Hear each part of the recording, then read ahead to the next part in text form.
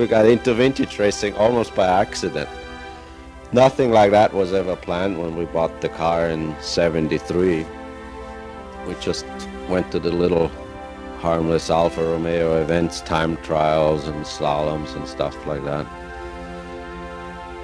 In '75 we went down to the Alfa National in Long Beach, which was our first serious event, really. We saw what other people did compared to up here. It was just phenomenal. And we met a lot of people who were involved in vintage racing at the time already. And Mario Silvi, the representative for Alfa Romeo on the West Coast, he invited us for the Monterey historic races in '75, which was luckily a salute to Alfa Romeo in that year, so they were quite happy to have us.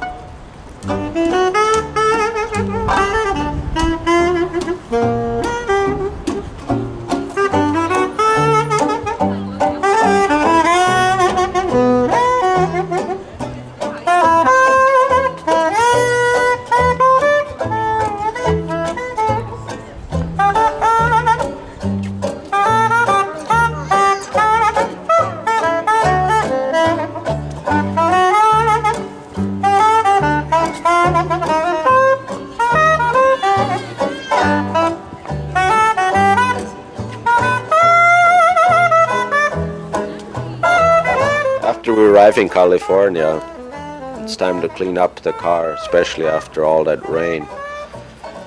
The car looks a mess and just breaks your heart, but it all gotta be shiny as new on the next day. And most of the time I change the oil and do a bit of a tune-up, just check the timing and the valves. The engine really doesn't labor very hard on the trip down at the speed limit. It's hardly turning over, it just idles along.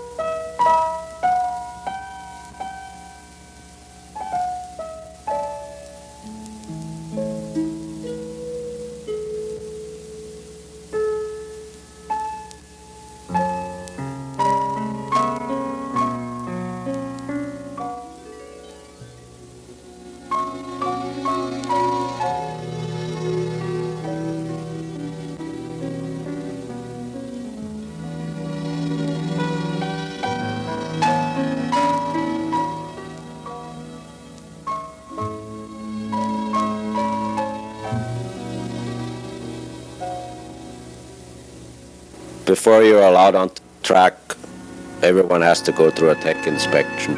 It's a good idea to get ready for that right away, otherwise the lineup is an hour long and you don't want to waste all the time standing in line doing nothing.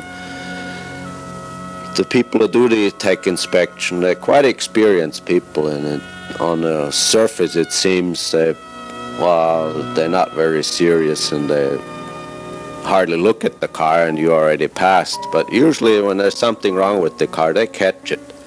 So they know what they're looking for.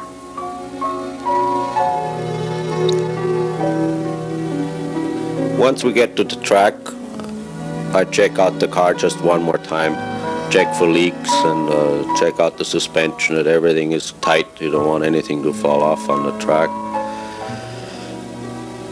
While I'm doing that, Theresa is cleaning up the car and putting on the numbers, waxing it, cleaning the inside. California, it's always very dusty. You just can't keep it clean.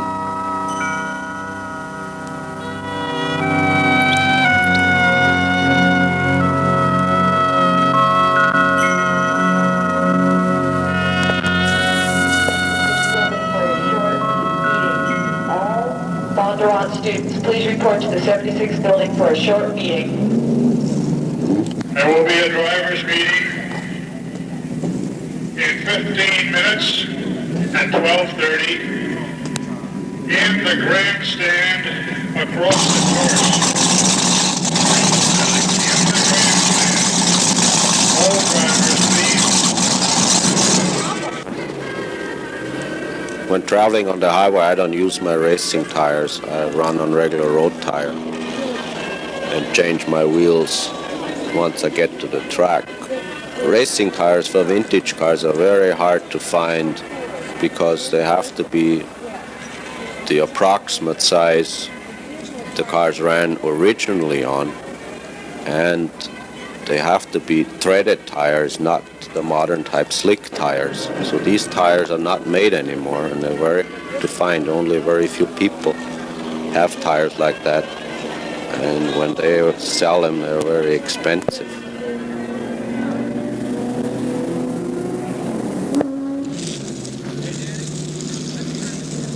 If anybody has any chalk that they would like to donate to the SCCA workers, could you please bring it up to the bridge?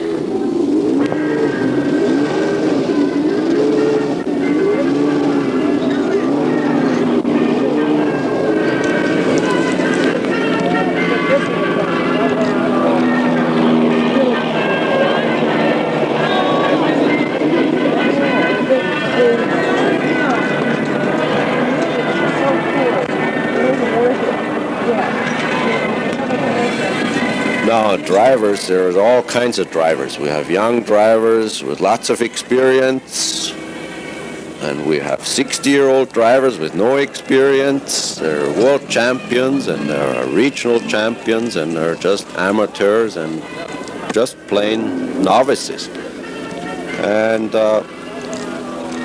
that way you have a great discrepancy of speed on the track, even with the same type of cars, you know. An experienced driver, he goes 200 miles an hour, and an amateur, he's frightened going 60 miles an hour. So that's the thing you have to contend with, and you have to be very careful on the track not to have any accidents. Because once you have an accident, that's it. You're not going to be invited anymore.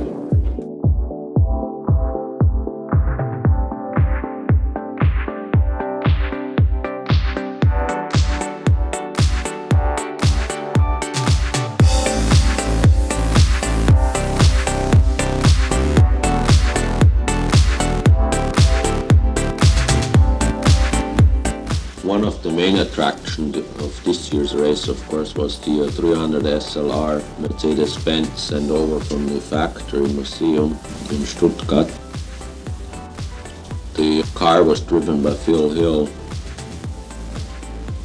and they sent one man with the car without spares or tools or anything. And when he left in Germany, they said, "Oh, you don't need anything. The car is just going to be flown over." And it's just a demonstration. They just run it around the track leisurely, just so that people can have a look at it.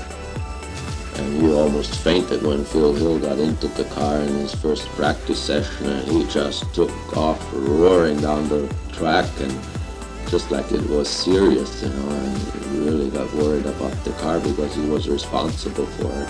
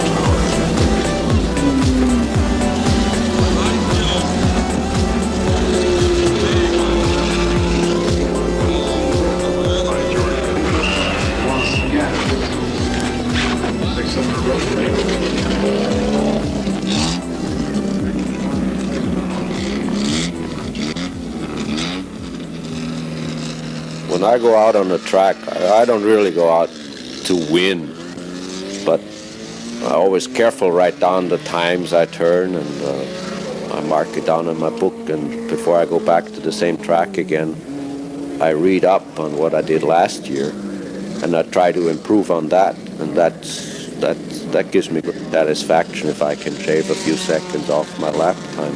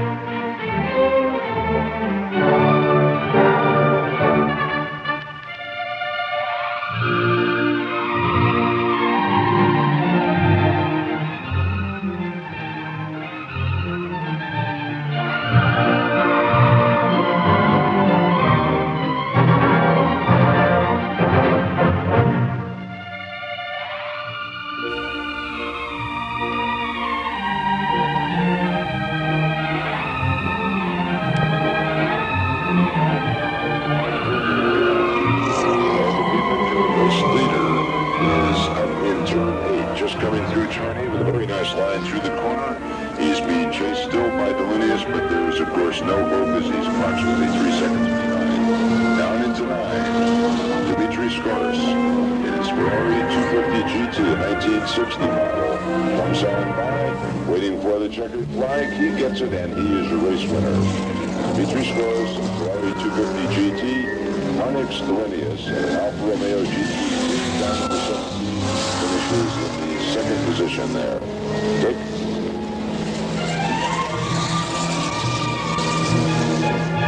TC Brown just saying goodbye in the back of the booth as he leaves us.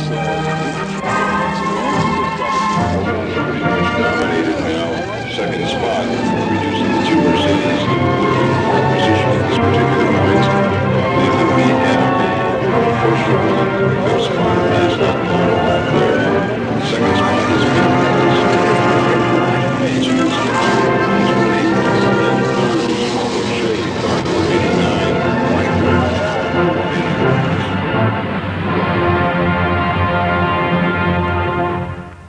Since it's a fun event, Steve Earle has his own ideas about trophy presentation also.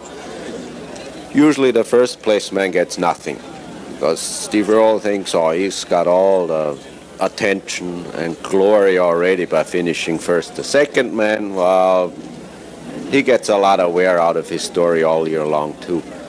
So this year, it was the sixth place man who actually got the trophy. Well, since I finished sixth, I got right into the trophies.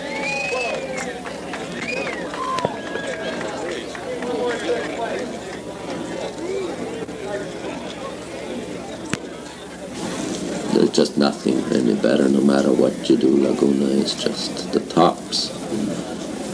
So after Laguna, everything is just anticlimax. You know, we had a few more time trials and one vintage race in Westwood. And now, middle of October, it's all over. You know, we start preparing for the next season again. Which I was quite lucky this year again. I didn't have any major breakdowns.